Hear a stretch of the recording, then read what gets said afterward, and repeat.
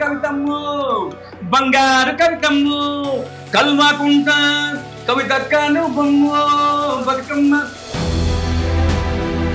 Sir ఇంత చక్కగా పాడుతున్నారు మీరు, లిరిక్స్ ఎవరు రాస్తారు సార్ మీకు?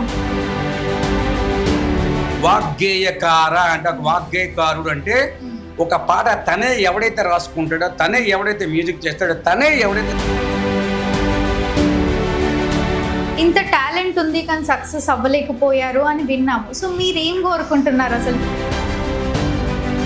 ఎంత పాలిటిక్స్ అంటే పాలిటిక్స్లో కూడా అన్ని ట్రిక్స్ ఉండవేమో. ఈ సినిమా ఫీల్డ్లో ఎన్ని పాలిటిక్స్ అంటే అందరూ తీజ్జగా మాట్లాడతారు, ప్లాస్టిక్ నవ్వులే.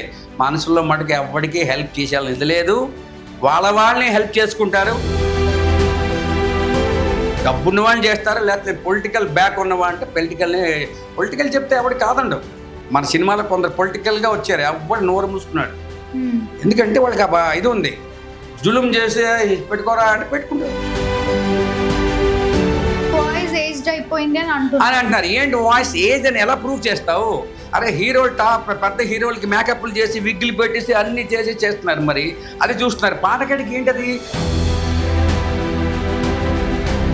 కళ్ళల్లో కళ్ళెట్టి కని కట్టి చేస్తావు పిల్ల ఓ నా పిల్ల, నీ కాటుక కళ్ళల్లో నేనుండిపోనా జానా ఓ నెరజానా. గెలవక ముందుకు పిలిచి పాటలు పాడించుకుంటారు అని అన్నారు. ఏ మినిస్టర్ అయినా సరే కొందరి వాళ్ళ పేర్లు అనవసరం, పాడించుకున్నప్పుడు మీకేంటి కూల్ డ్రింక్ కావాలి సార్ కూర్చోండి సార్.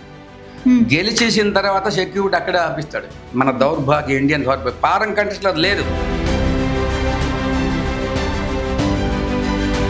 మనకి ఇక్కడ ఎమ్మెల్యే అయిపోగానే 10 మంది గన్మ్యాన్స్ ఓహో అని చెప్తే మన అసలు పాడేమన్న మాట కూడా మర్చిపోతారు. ఇలా ఎంతమందికో నేను పాడాను, ప్రతి నాయకుడికి నేను పాడాను. డబ్బులు ఇవ్వలేదు కాదు కదా, అపాయింట్మెంట్ ఇవ్వలేదు. గెలిచే ముందు ఒకలా మాట్లాడతారు, గెలిచిన తర్వాత అసలు మనం వాళ్ళకి అసిస్టెంట్లు అంతమంది మార్పులు ఉంటారు, సార్ లేరని చెప్పి పంపిస్తారు. ఇన్ని అవార్డ్స్ అందుకున్న మీరు ఇంకా ఎందుకు ఇక్కడే ఉన్నారు? మళ్ళీ 8 years బ్యాక్ మీరు కవిత పేరు మీద కూడా ఒక పాట రచయిత చేశారు అని విన్నాము. సో కవితక్కని చూసుకుంటే ఎక్కడో ఉన్నారు, మీరెందుకు సార్ ఇంకా ఇక్కడే ఉన్నారు? ఆ జమానాల్లో ఎన్ని అవార్డ్స్ ఉన్నాయి, ధర్మం ఉండేది. ఇప్పుడు ధర్మం అని పేరు వినిపిస్తుంది కానీ. హాయ్ హలో నమస్తే, వెల్కమ్ టు తెలంగాణ వ్యూ. ప్రస్తుతం మనతో పాటు ఉన్నారు మ్యూజిక్ డైరెక్టర్, ప్లేబ్యాక్ సింగర్, పాటల రచయిత ఆదిత్య రామ్ గారు. నమస్కారం సార్. నమస్తే గాయత్రి. వాగ్గేయకార అవార్డ్, సంగీత రత్న అవార్డ్, ఆస్ట్రేలియన్ మినిస్టర్ అవార్డ్, ఇన్ని అవార్డ్స్ అందుకున్న మీరు ఇంకా ఎందుకు ఇక్కడే ఉన్నారు? మళ్ళీ 8 years బ్యాక్ మీరు కవిత పేరు మీద కూడా ఒక పాట రచయిత చేశారు అని విన్నాము. సో కవితక్కని చూసుకుంటే ఎక్కడో ఉన్నారు, మీరెందుకు సార్ ఇంకా ఇక్కడే ఉన్నారు? అంటే నీ ఉద్దేశం అడుక్కుంటున్నానన్నా ఏంటి? ఇలా అంటే గుర్తొచ్చింది.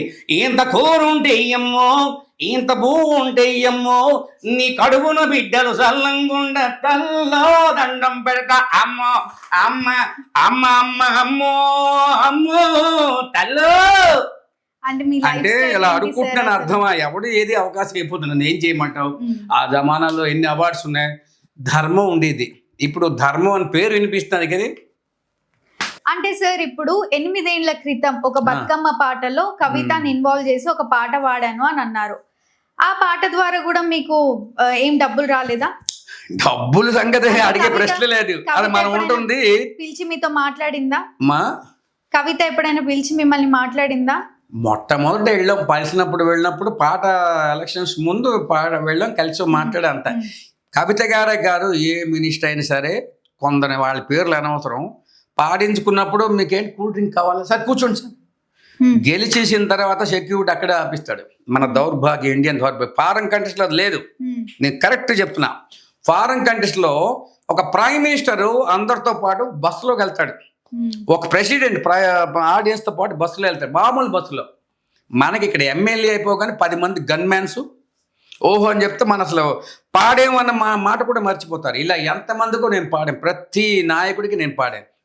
డబ్బులు ఇవ్వలేదు కాదు కదా, అపాయింట్మెంట్ ఇవ్వలేదు. గెలిచే ముందు ఒకలా మాట్లాడతారు, గెలిచిన తర్వాత అసలు మనం వాళ్ళకి అసిస్టెంట్లు అంతమంది మార్పులు ఉంటారు, సార్ లేరని చెప్పి పంపిస్తారు. ఆ దౌర్భాగ్యం మన తెలుగు రాష్ట్రాల్లో ఇప్పటికీ ఉంది. గెలవక ముందుకు పిలిచి పాటలు పాడించుకుంటారు అని అన్నారు. Hmm. ఎలాంటి పాటలు పాడారు మీరు?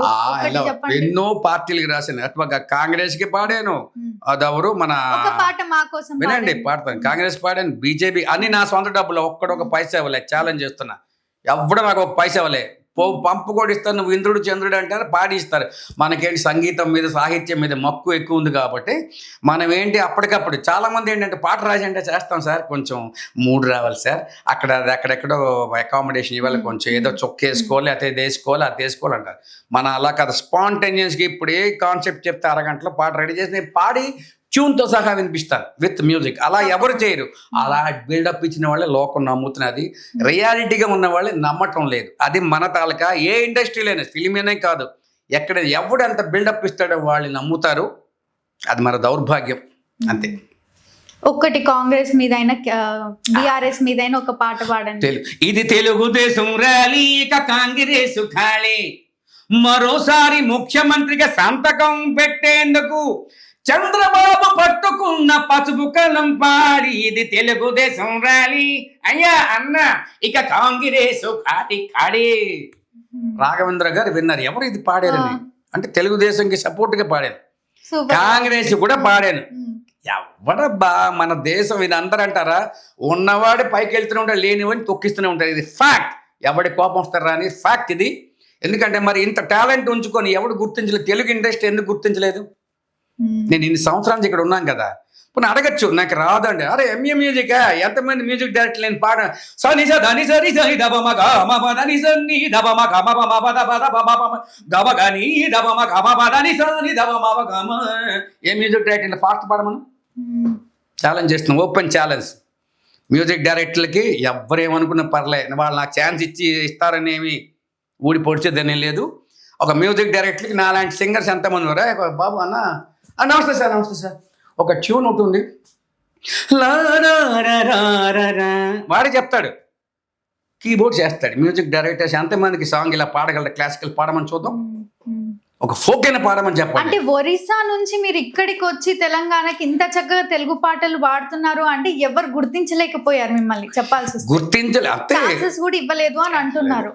ఛాన్సెస్ ఇవ్వలేదు అంటే అదే అనుకుంటారు. ఎవరైనా ఒక నాథుడు భగవంతుడా, ఒక రామోజీరావు గారు లాంటి, రామానాయుడు గారు లాంటి వాళ్ళు, లేకపోతే ఇంకెవరు అశ్విని దత్ లాంటి వాళ్ళు పెద్దవాళ్ళు ఉండి చెప్తే వీళ్ళందరూ ఒళ్ళు దగ్గర పెట్టుకొని వాళ్ళు ఏం చెప్తే వింటారు. ప్రొడ్యూసర్ చెప్తే వినాలి, లేదా నా దగ్గర కొన్ని కోట్లని డబ్బు ఉంటే వాళ్ళు నేను చెప్పిన వేదం. ఎందుకు లేదు? ఇప్పుడు ఒక మ్యూజిక్ డైరెక్టర్ ఇలాగ వచ్చి లైవ్ లో వితౌట్ మ్యూజిక్ ఇలా పాడి ట్యూన్ చేసి చేయమని చూద్దాం. ఒక ఎవరైనా నేను దానికి రెడీ. ఒక ట్యూన్ చేసి ఒక కాన్సెప్ట్ ఎవడో ఏమన్నా నేనే రాసుకొని ప్రిపేర్ అయ్యి వచ్చిస్తున్నానేమో అనుకుందాం. ఇంత మంచి గొంతుకుతో ఏ మ్యూజిక్ డైరెక్టర్ అయినా ఏ రైటర్ అయినా అన్నీ ఒకే మనిషి ద్వారా ఒక 60 to 80% నేను ఇవ్వగలను వితౌట్ ఎనీ మ్యూజిక్.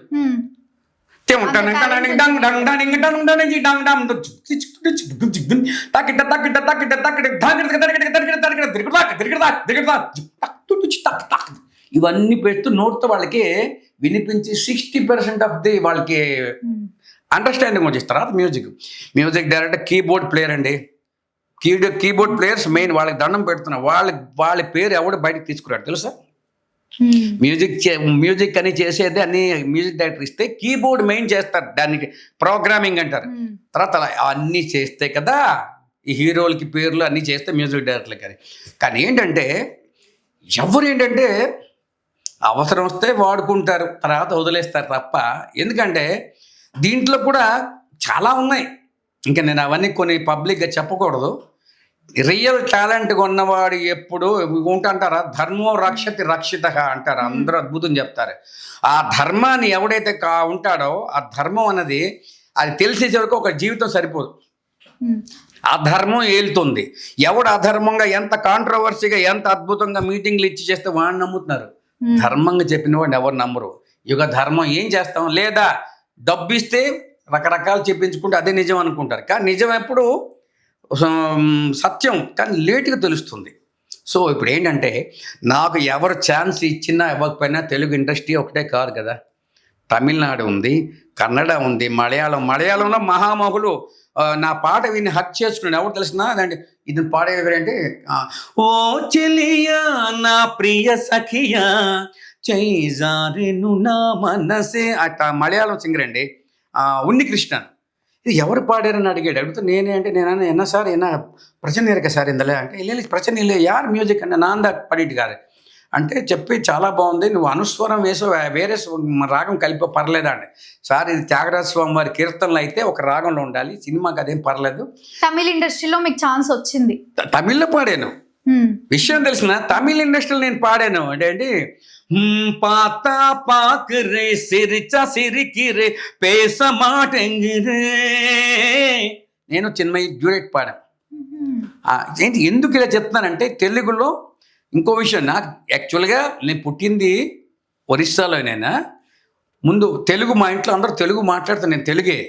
అయితే ఏంటి మన తెలుగు భాష మీద మక్కువ ప్రేమ మీద మనం ఏదైనా చేయాలని అనిపించి మా ఫాదర్ చెప్పారు, నీకు ఏంటి యాక్చువల్గా బద్రీనాథ్ ఆశ్రమంలో ఉన్న చూపిస్తే ఇంత ఇంత జుట్టు, నేను యాక్చువల్గా వైరాగ్యం చేసి అటు వెళ్ళిపోయాను.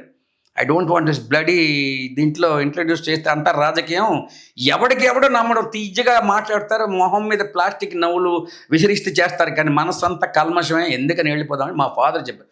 మా ఫాదర్ మదర్ నాకు ఈ రాయాలంటే నోటి మీద బీజాక్షరాలు రాస్తే నాకు మాట రాని వాడిని కూడా నాకు సంగీత సాహిత్యాలు వచ్చినట్టు నా తల్లిదండ్రుల గురువులు పాదాభివందనం, వాళ్ళే నా గురుదైవం.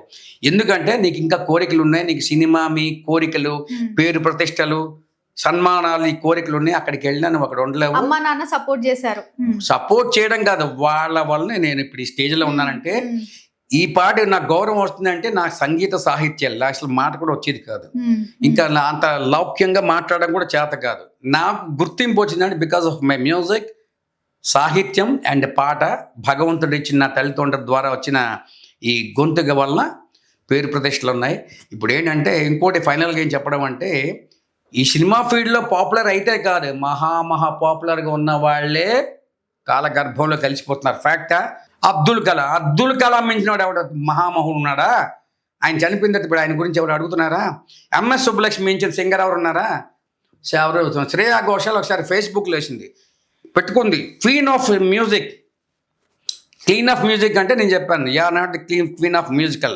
If you are a queen of musical, what about mister MS Subbalakshmi, what about Lata Mangeshkar, what about Vani Jayaram, what about వీళ్ళందరి పేరు నువ్వు మూసుకుంది, అది ఇరేజ్ చేసింది. సార్ మీరు ఇంత చక్కగా మాట్లాడుతున్నారు, ఇంత చక్కగా పాడుతున్నారు కదా, సో మా పొలిటీషియన్ కవిత పేరు మీద కూడా ఒక పాట రాశారు. రాశాను, అద్భుతం. నువ్వు అడుగుతావా ఎదురు చూస్తున్నా. మా కోసం పాట కవితకు గురించి ఆల్రెడీ ఇప్పుడు 10 years 8 years బ్యాక్ నేను కలవడం జరిగింది. బతుకమ్మ పాట కూడా ఇప్పుడు అది కాకుండా కొత్తగా ఒకటి రాశాను, లేటెస్ట్ గా ఆమె గురించి రాశాను. పాడమంటావు? ఏది పాడాలి? బతుకమ్మ పాడమంటావు ఏంటి? బతుకమ్మ పాడండి ఫస్ట్, తర్వాత మా కవిత.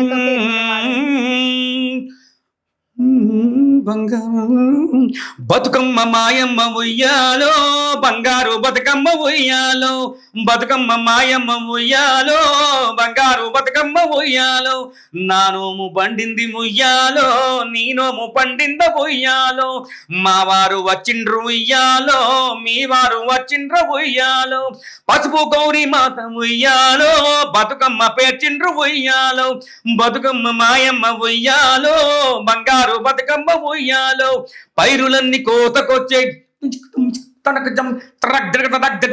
పైరులన్నీ కోతకొచ్చే, పంటలన్నీ చేతికొచ్చే, తెలంగాణ పడుచులంతా బంగారు బతుకమ్మ కొలువు తీర్చే, పల్లె పల్లెలో కొత్త ఉత్సాహం, పల్లె పడుచుల్లో నిత్యదరహాసం. తెలంగాణ సంస్కృతికి ఇది సంతోష సంబరం, ఇదే మన సంబరం.